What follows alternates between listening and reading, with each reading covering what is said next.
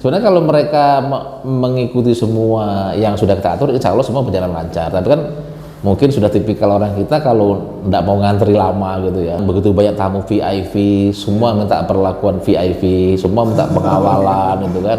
Nanti diharapkan ke depan itu siapa yang benar-benar bisa masuk, siapa yang tidak. Jadi kalau dia tidak berhak, ya sudah menggunakan bis yang sudah disiapkan saja. Iya. Itu akan mengurangi beban.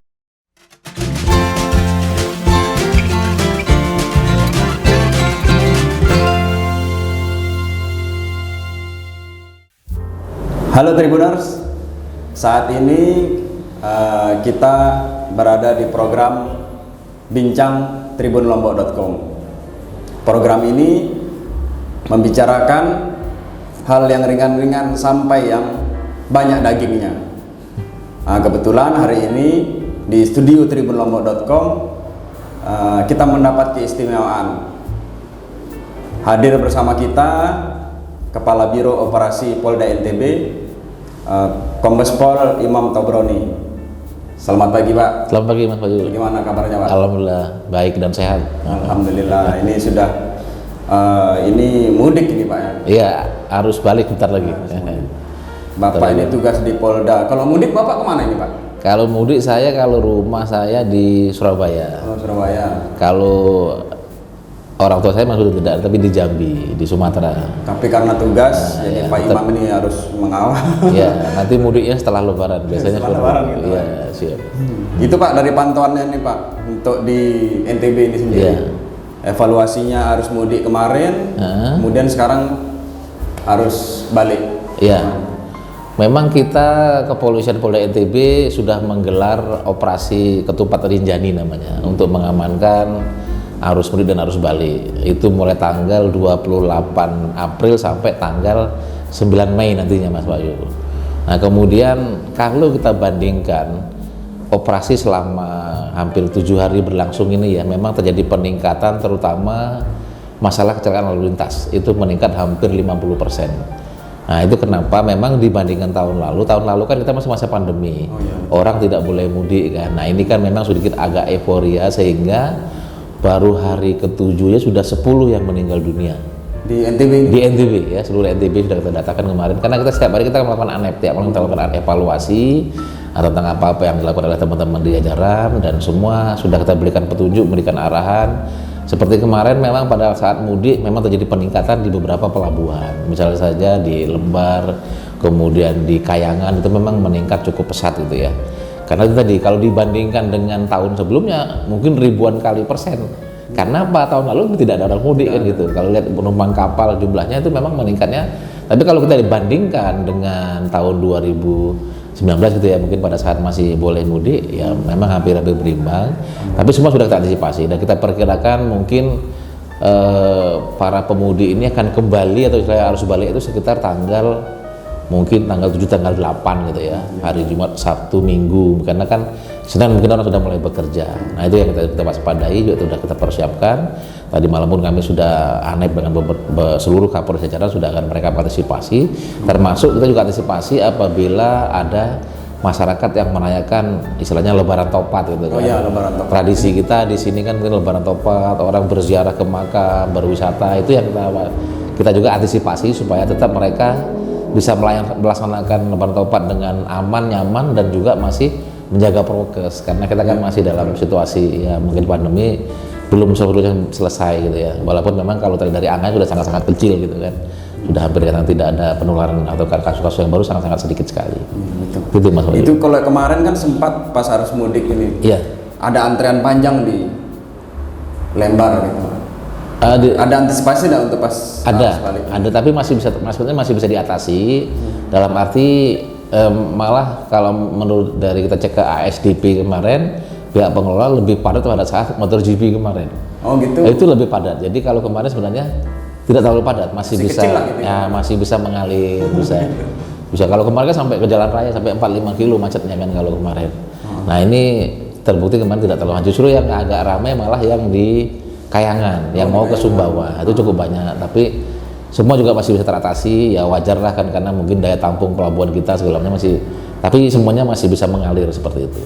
Kalau di arus balik ini Pak, mungkin antisipasinya pas mudik kemarin kan tadi dipaparkan data sampai ada yang 10 yang menjadi korban. Antisipasinya ini Pak dengan kita tetap memberikan himbauan-himbauan ya sifatnya. Jadi petugas kita lalu lintas, petugas yang jaga di kantong-kantong ataupun di tempat-tempat itu mereka juga memberikan himbauan. Contohnya apabila masyarakat ingin berwisata ya janganlah menggunakan kendaraan bak terbuka misalnya seperti itu. Juga agar mereka misalnya kalau sepeda motor ya tetap menggunakan helm dan seterusnya. Saya kira himbauan tetap kita laksanakan ya, himbauan sampai himbauan prokes juga tetap kita laksanakan. Karena kita ini kan sifatnya bisanya kan menghimbau gitu kan. Tidak mungkin kita awas satu persatu para pengendara ini kan. Nah, kita himbau lah kalau seperti kita lihat aja memang mungkin kebiasaan warga kita sebagian masih menggunakan bak terbuka gitu ya, karena mungkin moda transportasi yang murah, tapi kan itu berbahaya gitu kan, berbahaya. Tapi ya tetap kita suarakan, tetap kita berikan himbauan kepada mereka seperti itu. Ini kita punya tradisi yang berbeda nih Pak, dengan daerah lain. Lebaran Topat tadi. Ya betul. Kalau dari pantauan Polda NTB, di mana saja itu Pak titik-titiknya yang perlu di kalau titiknya cukup banyak saya kira ya, terutama di daerah-daerah pariwisata. Kemudian memang ada beberapa juga daerah yang menyatakan tidak mengadakan Lebaran Topat. Misalnya mungkin kayak di Mataram ya tidak ada, mungkin spesifik yang direncanakan tidak ada. Tapi ada beberapa tempat yang memang dia juga merayakan. Contohnya di Lombok Tengah. Nah di Lombok Tengah itu Lebaran Topatnya dikemas dengan sekaligus peresmian sirkuit di Desa Lantan itu. Motocross itu ya? Itu mereka kemasnya dalam rangka Lebaran Topat. Nah mereka juga meresmikan sirkuit sebelum nanti diadakan kejuaraan nasional kalau itu skalanya. Nah tapi mereka mungkin karena sudah jadi sirkuitnya ini akan dicoba seperti itu, tapi dikemaskan dengan Lebaran Topat. Nah ini juga sudah kita siapkan rencana pengamanan dari Lombok Tengah. Kita sudah mintakan untuk mereka membuat renpam. Nanti kita akan memberikan bantuan penebalan. Istilah seperti kita akan berikan bantuan perkuatan di situ. Mungkin juga siang saya akan mengecek ke lokasi bagaimana, mau lihat bagaimana nanti situasi real yang di lapangan seperti itu. Mungkin siang saya akan ke sana. Kalau Lebaran Topat ini biasanya kerawanannya seperti apa nih? Iya kerawanan saya kira tetap ya, kerawanan mungkin macet ya, kerawanan laka lantas. Juga mungkin bukan tidak mungkin terjadinya mungkin gesek-gesekan antar pemuda gitu ya kan, banyak terjadi seperti lebaran yang sudah kan seperti itu. Ya lebaran anak-anak muda yang merayakan mungkin lebih berlebihan atau euforia sehingga ya mengabaikan aspek-aspek keselamatan. Ya kita juga mempersiapkan juga pengamanan tidak jadi tapi juga di laut. Nah, di Palembang kita juga siapkan polisi pol air kita untuk patroli di wilayah perairan di pantai-pantai yang memang digunakan masyarakat untuk berwisata seperti itu. Biasanya kalau Lebaran Topat itu kan orang makan-makan. Ya, orang makan-makan, gitu dia ke pantai gitu ya. Apa saya kira ya, tapi kita semua kita antisipasi seperti itu. Oh, siap Pak. Mudah-mudahan. Ini dengar-dengar Pak Imam ini mau ke Jakarta nih Pak. Iya, saya kemarin sudah mendapatkan telegram mutasi gitu ya. Jadi saya pindah ke auditor di Itoasum Polri. Mungkin nanti serah terima sekitar tanggal 12 Mei nanti serah terima. Ada 3 pejabat utama yang pindah, saya, Karoop, kemudian Karorena dengan Dirkrimsus yang mau pindah ke Manado. Hitungannya sudah berapa tahun di sini Pak? Kurang lebih 1,5 tahun kalau saya tidak keliru hitungannya seperti itu. Bulan apa itu?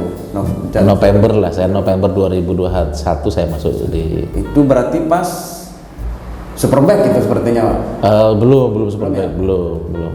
2020 saya. Oh, 2020. 2020. Superbike kan 2020. Berarti sudah mengalami itu Pak, ada kita banyak agenda besar itu Pak. Ada Superbike, ada pramusim, ada MotoGP ya. Bisa diceritakan mungkin Pak pengalamannya? Iya, saya kira ini pengalaman yang luar biasa ya, yang sangat fenomenal kalau buat saya dan juga mungkin buat masyarakat NTB, karena kita baru pertama kalinya mengadakan event MotoGP ya setelah tahun 87 kali ya, yang dulu pernah di Sentul itu.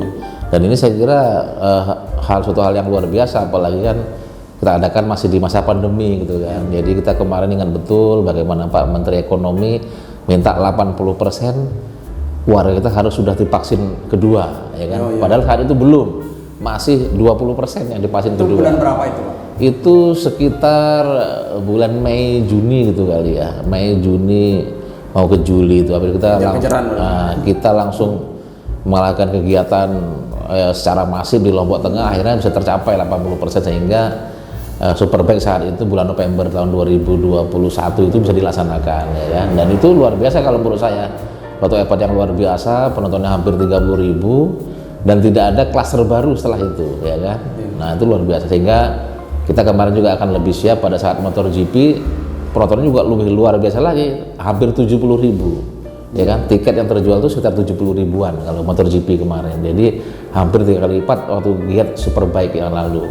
Nah, memang infrastrukturnya sedang dalam progres terus, pembangunan terus. Memang ada beberapa memang harus mungkin kita benahi gitu ya, seperti sistem keluar masuknya ke dalam terowongan ataupun tunnel itu kemarin sudah dievaluasi, akan ditambah tunnelnya tidak cukup 2, jadi harus 3 tunnel yang untuk menuju ke dalam gitu kan, ke tengah lintasan itu. Juga beberapa akses mungkin akan diperbaiki, juga beberapa kantong parkir itu kemarin hasil kita evaluasi dengan staf kepresidenan di Jakarta, dengan Kementerian Pariwisata, termasuk dengan pengelola, dengan ITDC, sehingga memang mudah-mudahan pada saat nanti event Superbike di bulan November nanti 2022 akan lebih sempurna, lebih bagus, seperti itu. Berarti posisinya Pak Imam kemarin di lapangan gitu Pak? Iya betul. Kalau bahasanya kalau di sepak bola itu mungkin pengatur ritmenya, serangan dengan bertahannya gitu. Iya betul.